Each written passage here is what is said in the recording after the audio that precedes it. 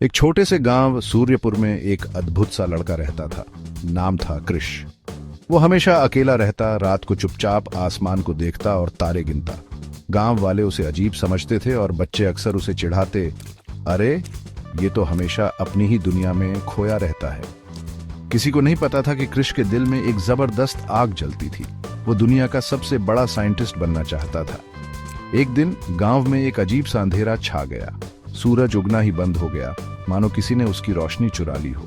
लोग डर गए, किसान रोने लगे और बच्चे डर के मारे सिमट गए। सब राजा के पास मदद के लिए दौड़े, लेकिन कोई हल नहीं मिला। तभी कृष आगे बढ़ा और बोला, मैं इस रहस्य को सुलझा सकता हूं। सब हंस पड़े। हाँ, ये लड़का जो हमेशा चुप रहता है, वो सूरज वापस लाएगा। उनके मजाक को अनसुना करते हुए कृष किताबों में डूब गया, तारों को देखा और कुछ अनयूजुअल नोटिस किया। आसमान में एक काला धुआं घूम रहा था। देर रात जब सब सो रहे थे, कृष पहाड़ की चोटी पर चढ़ गया और उसने एक विशाल जादुई पक्षी को देखा जिसने सूरज को अपने पंखों में कैद कर रखा था। तो यही अंधेरे का कारण है, कृष ने सोचा। लेकिन सूरज को कैसे आजाद करूं? कृष जानता था कि सीधे पक्षी से भिड़ना खतरनाक होगा।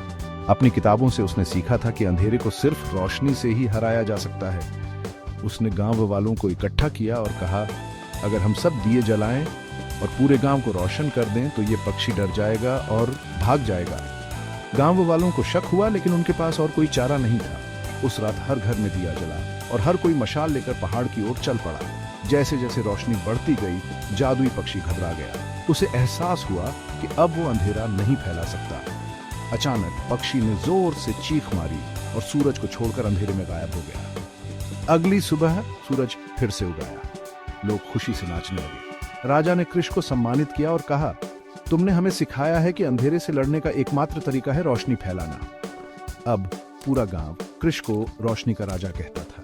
जो लोग कभी उसका मजाक उड़ाते थे, अब उससे सीखने आते थे। इस कहानी की सीख, अगर आपके दिल में आग है और दिमाग में रोशनी, तो कोई भी अंधेरा आपको रोक नहीं सकता।